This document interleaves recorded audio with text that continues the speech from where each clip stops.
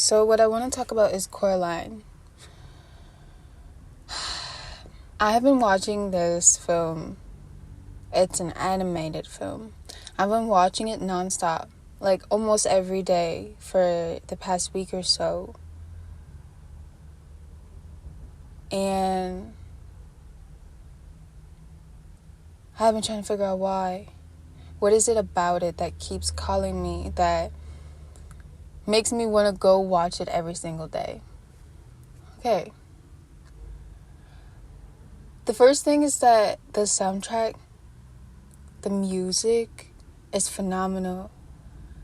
I experience hypnosis when I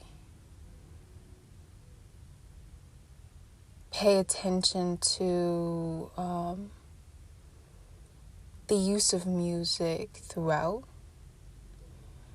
because the music, I think, can put you in a trance-like state while you're watching, making you a bit more susceptible to suggestion. At least that's how I feel. And I want to talk about my interpretation of the story and what it means.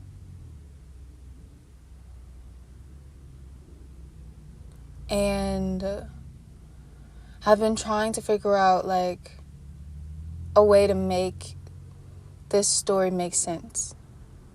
I've been trying to figure out how to put it into regular words, to explain it in a very basic, common sense sort of way.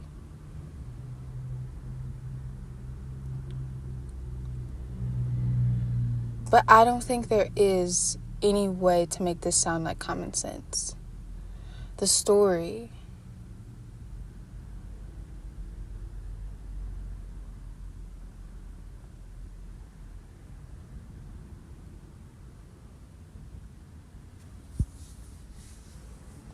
I think that the portal, right, like the door that she goes through, it's connected to a well. Well, there, I feel like, is a point where the well and the door become one. But to me, it's symbolic of a womb. And I pay the most attention to the decision that Coraline makes, especially when she chooses to open up the door on her own volition. The idea that our dream world is just an infinite white void, full of only what you're thinking of in the present moment.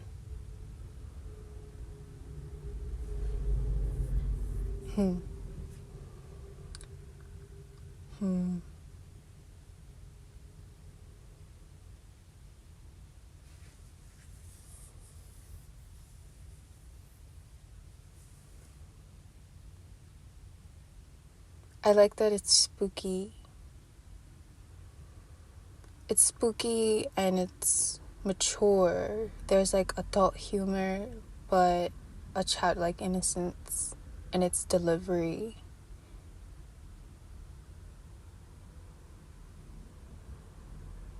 I think my favorite character is Mr. B. I like when he says, "But you call me Mr. B because amazing. I already know that I am." That part. And then when he says, very, very, thank you. I just love that character. And the voice actor who is starring as that character, so phenomenal. But I think trying to look at all of the specific little details throughout the movie feels excessive, because I think this story is self-explanatory. Really.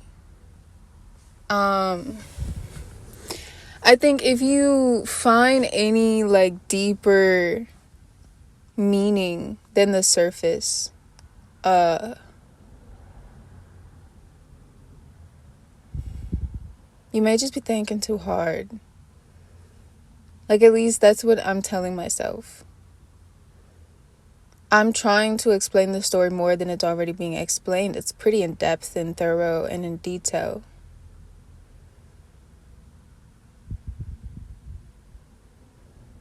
An 11-year-old girl opens a portal into another world where she gets everything that she wants. She discovers another mother. Except this mother has buttons for eyes. But in this world, Coraline can get everything that she wants.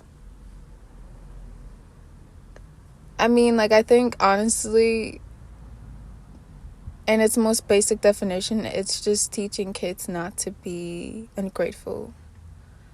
Be thankful for what they have. And I think it's also a message to parents to teach their children about greed. Because I think you can develop those behaviors at a young age. So there's also this selfishness, a theme of selfishness throughout. It's a much more subtle theme than like greed, but it's still there. I love the two actresses, though that duo dynamic. I love how deep and multidimensional the voices of those actresses are. And I love how every conversation contributes to the plot. You know, there's no conversations that are happening just because they want to entertain you. No, everything is intentional. Even if it's just giving us more insight into the psyche of our main character.